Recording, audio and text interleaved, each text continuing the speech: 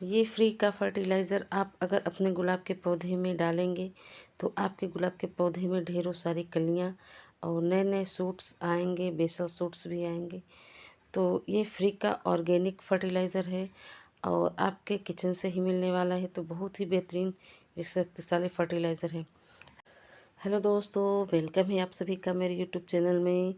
तो दोस्तों, आज मैं गुलाब के बारे में आप सबसे शेयर करूंगी कि गुलाब के पौधे में आप बम्पर ग्रोथ कैसे ले सकते हैं और कुछ घरेलू जो किचन से ही मिलने वाले हैं फ्री के ही चीज़ें, इसे आप अपने पौधे में डालेंगे तो new new shoots, basal shoots और अच्छी फ्लावरिंग भी होगी। प्लांट की ग्रोथ भी काफ़ी तेज़ी से होगी और प्लांट भी हेल्दी हरा भरा रहेगा। तो फ्री का ही ऑर्गेनिक फर्टिलाइज़र है और आपके किचन से ही मिलने वाले हैं, कोई इसमें खर्च भी नहीं है और इसे डालने से आपके प्लांट की ग्रोथ काफ़ी तेज़ी से होगी। जो न्यू न्यू शूट्स आ रहे हैं, बेसल शूट्स निकल रहे हैं, तो ये ऑर्गेनिक फर्टिलाइज़र डालने से ये आपके प्लांट और जल्दी हरे भरे घने हो जाएंगे। तो इसमें फ्री के जो फर्टिलाइज़र हैं, इसमें भरपूर मात्रा में पोटेशियम, फास्फोरस और नाइट्रोजन है। तो इसे ज़रूर डालिए अपने गुलाब के पौधे में। तो इसे डालने से आपके प्लांट की ग्रोथ काफ़ी तेज़ी से होगी। तो दोस्तों, सबसे पहले हम इसकी बात करते हैं केयर की, कि इस समय मार्च का महीना चल रहा है, तो इसकी हम केयर कैसे करें मार्च के महीने में। तो सबसे पहले आप अभी अगर गुलाब का पौधा रिपोर्ट करना चाहते हैं तो ये बहुत ही अच्छा समय है, चल रहा है। तो इस समय आप गुलाब के प्लांट की रिपोर्टिंग कर सकते हैं और नर्सरी से अगर ला रहे हैं तो इससे आप रिपोर्ट कर सकते हैं। और जो भी अगर रिपोर्ट कर रहे हैं तो नीचे जो ग्राफ्टेड एरिया वाला पार्ट है, तो इसको मिट्टी में नहीं दबाना है, मिट्टी के ऊपर ही इसके ग्राफ्टेड पार्ट को रखना है। जो इंग्लिश रोज होते हैं तो वो ग्राफ्टेड होते हैं और जो भी ये सूखी हुई पत्तियां हैं तो इसको आप कट करके हटाते रहिए। जो ख़राब पत्तियां जैसे हैं, ये पीले लीव्स हो रहे हैं, तो इसको आप कट करके हटाते रहिए, नहीं तो इससे प्लांट में धीरे धीरे फंगस लग जाता है। और जो यहाँ से ग्राफ्टेड एरिया के नीचे से जो सकर्स निकलते हैं नीचे से, तो वो जंगली होते हैं। तो जब भी आप लगाइए, रिपोर्ट करिए, तो सकर्स जो ग्राफ्टेड एरिया के नीचे हो तो उसे आप निकाल करके हटा दीजिए उसी समय।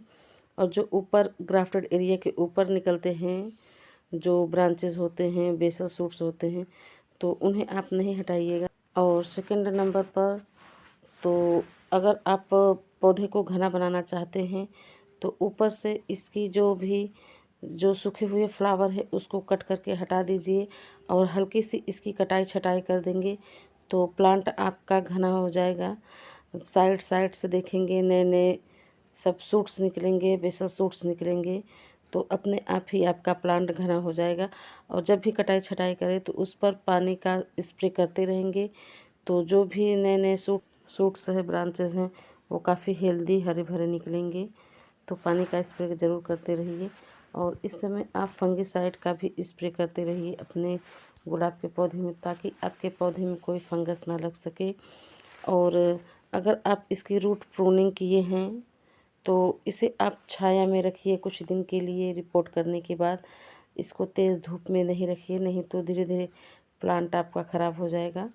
तो इसे जब भी रिपोर्ट करिए रूट प्रूनिंग करके, तो इसे कुछ दिन के लिए छाया में रखिए। जब इसकी न्यू ग्रोथ स्टार्ट हो जाए, मतलब इसमें ग्रोथ आपको दिखना शुरू हो जाए, तो आप इसे फिर उससे उसके बाद इसकी हल्की हल्की धूप बढ़ा दीजिए। और अगर आप इसकी रूट प्रूनिंग नहीं किए हैं तो इसे धूप में रखिए, अच्छी धूप लगे, ताकि इसको 5-6 घंटे की। और अगर आपके एरिया में धूप ज़्यादा हो रहा है तो इसे फुल सनलाइट में बिल्कुल भी मत रखिए आप, क्योंकि फुल सनलाइट में रखने से प्लांट की पत्तियां जो है बर्न होने लगती है। तो दोस्तों, आप सभी के किचन में ये होता है, जो हम लोग चाय पीते हैं तो वो मैंने लिया है चाय पत्ती। इसमें भरपूर मात्रा में नाइट्रोजन होता है जो हमारे प्लांट की ग्रोथ को बढ़ाता है। और प्लांट में अगर नाइट्रोजन की कमी होगी तो वो इसे डालने से पूरा होता है। चाय पत्ती में 2 चीज़ें और हम मिला करके ऐड करके उसके बाद ये फर्टिलाइज़र बनाएंगे, तो बहुत ही शक्तिशाली ये फर्टिलाइज़र हमारा बन करके तैयार होगा रोज़ प्लांट के लिए। तो चाय पत्ती में 2 चीज़ें और डालनी है, तो वो क्या क्या डालना है वो अभी मैं आपको बताती हूँ। तो इसे आप फ्रेश चाय पत्ती ले सकते हैं या तो यूज्ड चाय पत्ती भी ले सकते हैं। तो इसे कैसे बनाते हैं दोस्तों, तो किसी चीज़ में आप पानी ले लीजिए, कोई बर्तन हो कुछ भी हो, तो उसमें ये 3 चम्मच चाय पत्ती डालनी है। तो जैसे आपके ज़्यादा प्लांट है तो उस हिसाब से आप इसकी क्वांटिटी बढ़ा सकते हैं। तो 3 चम्मच चाय पत्ती ले लीजिए, और चाहे तो फ्रेश हो या यूज्ड चाय पत्ती को आप अच्छे से धो करके सुखा लीजिए, फिर उसके बाद इसका फर्टिलाइज़र बना सकते हैं आप। तो 3 चम्मच इसकी आप चाय पत्ती लीजिए, किसी चीज़ में पानी, साफ़ पानी भर करके फिर उसमें ये बनाना है। और इसमें भरपूर मात्रा में नाइट्रोजन होता है। अगर पौधे की विकास नहीं हो रही है तो इसे डालने से पौधे की विकास बहुत अच्छी होती है, और इसमें भरपूर मात्रा में नाइट्रोजन होता है। तो अगर आपके प्लांट की ग्रोथ नहीं हो रही है तो इसे डालेंगे तो प्लांट की ग्रोथ बहुत अच्छी होगी, प्लांट आपका हरा भरा और हेल्दी रहेगा। और उसके बाद ये देखिए, जो किचन से हमारे निकलता है, इसे सब लोग कूड़ा समझकर फेंक देते हैं, लेकिन इसे फेंकिए नहीं, ये हमारे प्लांट के लिए बहुत ही फ़ायदेमंद है। और ये है प्याज के छिलके, इसमें भरपूर मात्रा में फास्फोरस होता है। और अगर आप अपने पौधे की कटाई छटाई किए हैं तो पौधे की विकास के लिए उसकी, ताकि नए नए पत्ते आए उसमें, तो प्याज के छिलकों का फर्टिलाइज़र अगर आप बना करके डालेंगे तो आपके प्लांट की ग्रोथ अच्छी होगी, और जो जड़ें हैं उसकी भी विकास होगी, पौधे की जड़ों की भी विकास होगी, और प्लांट की ग्रोथ अच्छी हो जाएगी। और अगर आपके पौधे में फूल नहीं आ रहे हैं तो ये फूल लाने में मदद करता है, कलियां लाने में मदद करता है। तो ये है केले का छिलका, इसमें भरपूर मात्रा में पोटेशियम होता है, और ये सब फ्री के ही हैं। केले सभी खाते हैं, इसके छिलकों को वेस्ट समझकर फेंक देते हैं। तो इसको सुखा करके आप फिर उसके बाद ही इसका ये फर्टिलाइज़र बना सकते हैं। तो बहुत ही शक्तिशाली पावरफुल ये फर्टिलाइज़र बन कर के तैयार हुआ है। इसमें भरपूर मात्रा में एनपीके होता है, मतलब नाइट्रोजन, फास्फोरस और पोटेशियम भरपूर मात्रा में इसमें है। तो ये हमारे प्लांट की ग्रोथ को काफ़ी तेज़ी से बढ़ाएगा, और प्लांट में नए नए बेसल शूट्स और शूट्स आएंगे, ढेरों सारी पत्तियाँ आएंगी, प्लांट हरा भरा होगा, प्लांट की ग्रोथ काफ़ी अच्छी होगी। और जो ये फर्टिलाइज़र बना है इसको 2 दिन के लिए या 3 दिन के लिए इसको बंद करके किसी छाया वाली जगह में रखना है, धूप में नहीं रखना है। इसको हिला करके मिक्स कर दीजिए, और उसके बाद आप यह फर्टिलाइज़र 3 दिन के बाद यूज कर सकते हैं। 2 दिन तो ज़रूर रखिए ताकि इसका जो न्यूट्रिशन है पानी में आ जाए। तो ये देखिए दोस्तों, 2 दिन के बाद का रिजल्ट, और कितना अच्छा ये पानी हमारा हो गया है, फर्टिलाइज़र बन कर के तैयार हुआ है। इसकी कलर देख सकते हैं कितना अच्छा हुआ है, और जो भी न्यूट्रिशन थे सारे ये इस पानी में आ गए हैं। तो ये हमारे प्लांट के लिए बहुत ही अच्छा, फ़ायदेमंद और पावरफुल शक्तिशाली फर्टिलाइज़र बन कर के तैयार हुआ है। तो इसे आप किसी दूसरे बर्तन में साफ़ इसको छन्नी से छान लीजिए, और जो भी इसमें पार्ट आए, कण आए, उसको निकाल दीजिए, नहीं तो प्लांट में जाएगा तो फंगस लग जाएगी। तो इसको अच्छे से छान लेना है आपको। तो 1 कप ये फर्टिलाइज़र डालना है, मैं एक प्लांट के लिए आपको बता रही हूँ। तो 1 कप ये फर्टिलाइज़र डालना है, और 3 कप पानी लेना है, सादा पानी 3 कप लेना है आपको। और उसके बाद मिक्स करने के बाद इसमें ये फर्टिलाइज़र आप अपने रोज़ के प्लांट में, या कोई भी प्लांट हो, गुड़हल हो, मोगरा हो, और कोई भी पौधा हो, उसे आप दे सकते हैं। रोज़ के लिए भी बहुत ही अच्छा ये फर्टिलाइज़र है।